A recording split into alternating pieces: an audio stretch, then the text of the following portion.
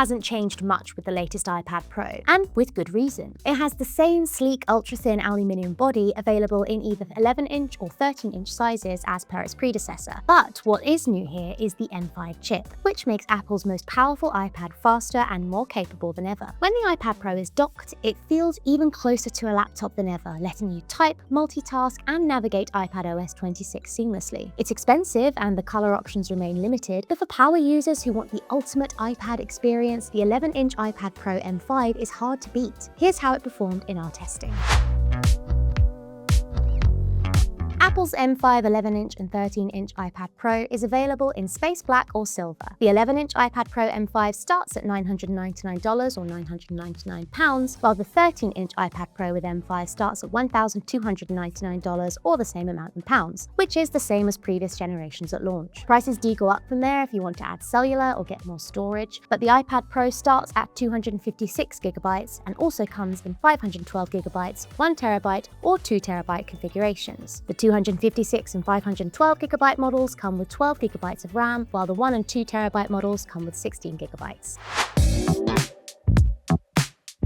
Given that Apple already rolled out a radically thinner and overall much sleeker design with its last generation iPad Pro in 2024, it's no surprise that the company is sticking with that same build for this generation's model. The biggest change here is under the hood. Both sizes iPad Pro still look elegant, sleek, and sharp, with identical design language to older models. The 11-inch iPad Pro M5 weighs 444 grams with just Wi-Fi or 446 grams with cellular connectivity, while the 13-inch model is 579 grams or 582 grams with cellular. These measure 5.3mm and 5.1mm in thickness, respectively. That means that both of these beat out the equivalent M3 iPad Airs in both thickness and weight, and they're thinner than the iPhone Air. That's a noticeable difference in hand too. I've been using the 2021 iPad Pro for a few years, and I genuinely gasped at the difference 4 short years can make. This is also the best orientation to get the most out of the great stereo speakers, as these live on the left and right sides. The sound produced is pretty robust and surprisingly loud given how thin the device is. But the biggest disappointment for me is that despite the new chip, color options remain limited to space black and silver. Both look good, and pros probably do prefer more subtle tones, though they missed the memo on the iPhone 17 Pro in cosmic orange. But the iPad Air's purple or that cosmic orange would have been a really fun addition to the pros. There are 3 silver smart connector dots on the bottom edge of the iPad, which is how the Magic Keyboard connects without any setup. And the main camera bump is, as per usual, at the top left when the slate is held vertically. The main camera array is unchanged from the previous generation, with the slightly raised bump housing a 12-megapixel wide camera, LiDAR sensor, and adaptive True Tone flash. When held vertically, the power button is on the top right,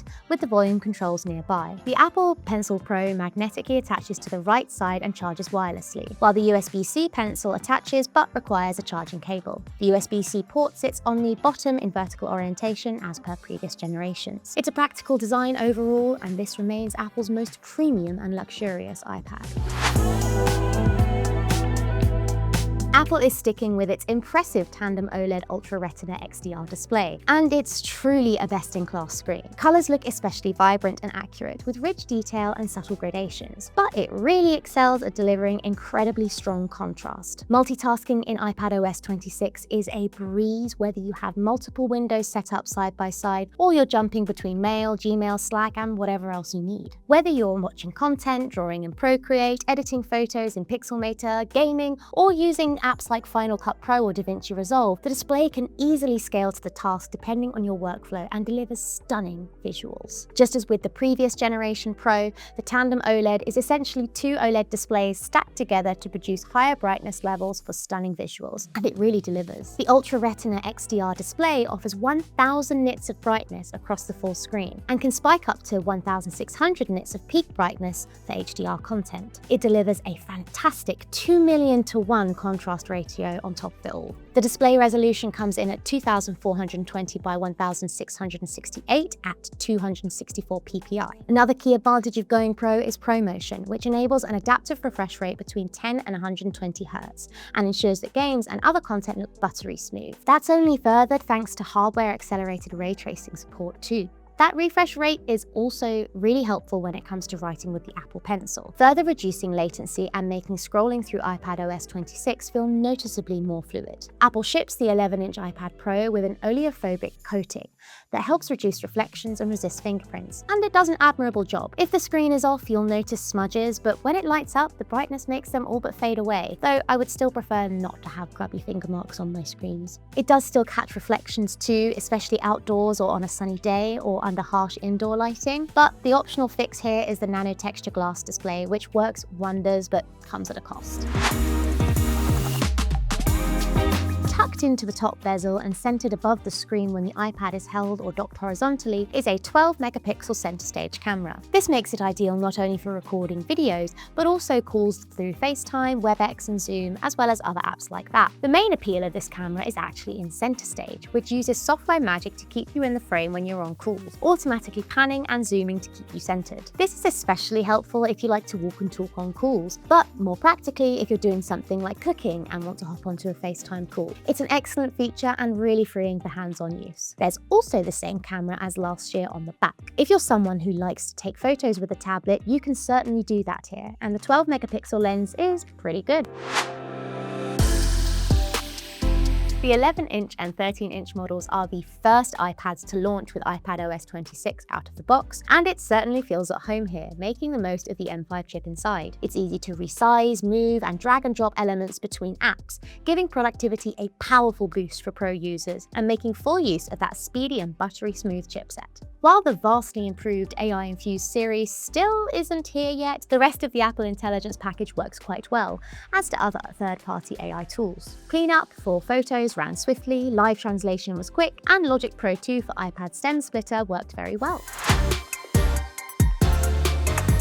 So as I've mentioned, the biggest change with the iPad Pro is the M5 chip, which powers the entire experience. Apple is spreading its latest 3nm silicon across more and more devices, including the new Vision Pro M5, as well as a new range of MacBooks. But I think it shines the most on the iPad by making an already fast device even faster. This results in incredible performance day in and out. Many of the improvements in the M5 chip helped it perform even better for AI-focused workflows. Pixelmator Pro handled super resolution faster, and cleaning up handwriting in GoodNotes was lightning quick. The same goes for using Stem Splitter in Logic Pro, as I've already mentioned, or exporting 4K footage in Final Cut Pro. Games, whether those are smaller titles or AAA releases, were a blast to play, with the performance and graphics combining to make wonderfully immersive worlds. Between the chip and iPadOS 26, everything feels fast, smooth, and completely dependable. And if you're after a desktop-like experience, you can plug the iPad Pro into an external display, and it can offer up to 120Hz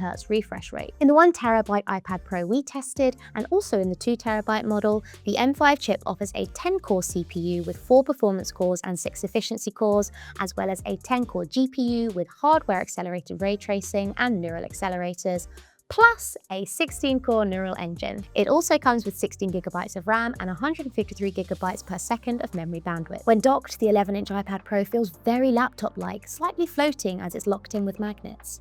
You can tilt it up or down, and when you need to take notes, you can easily snap it off and make use of the Apple Pencil. It makes the iPad Pro feel like a true workhorse, especially with iPadOS 26. It is an added cost to get the Magic Keyboard or the other accessories. The Magic Keyboard in particular costs $299 or £299 for the 11-inch model, or $349 or pounds for the 13-inch model, but it certainly makes the iPad Pro more capable. The Apple Pencil Pro remains an excellent tool for note-taking, drawing, sketching, and navigating iPadOS. Taking notes with an Apple Pencil feels almost the same as writing on paper, and I especially like Scribble to Text for responding to messages without interrupting my workflow. Math Notes is another great feature. You can write an equation and an equal sign, and the iPad does the heavy lifting, but that's not new either.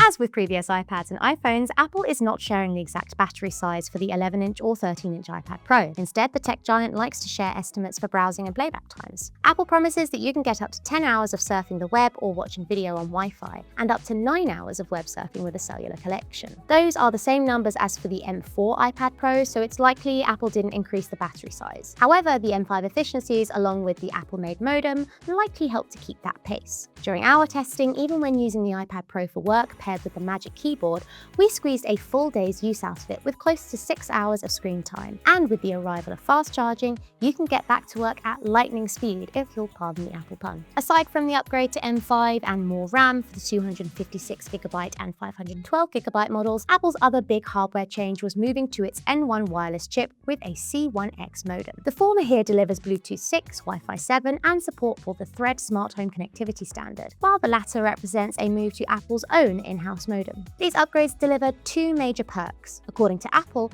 up to 30% lower power consumption than on the previous generation iPad Pro and 50% faster cellular data speeds. As cellular iPads have been for some time, it's an eSIM-only experience across the globe. It's a nice swap for an Apple-made modem, and the M5 Pro has been performing just as well as previous cellular iPads that we've tested. But the arrival of the M1 chip for modern Wi-Fi and Bluetooth standards is also welcome here. While there's not much new to shout about here, these incremental changes represent a big jump over time when compared to all of the older iPad models. And that's kind of all Apple needs to do here. The iPad Pro is and always has been a powerhouse, and that's not a formula that necessarily needs messing with just yet. You can go read our full iPad Pro M5 review on TechRadar.com with all of our detailed testing, where you'll also find all of the latest and greatest tech news and reviews. Make sure to hit that subscribe button below, and we'll see you next time.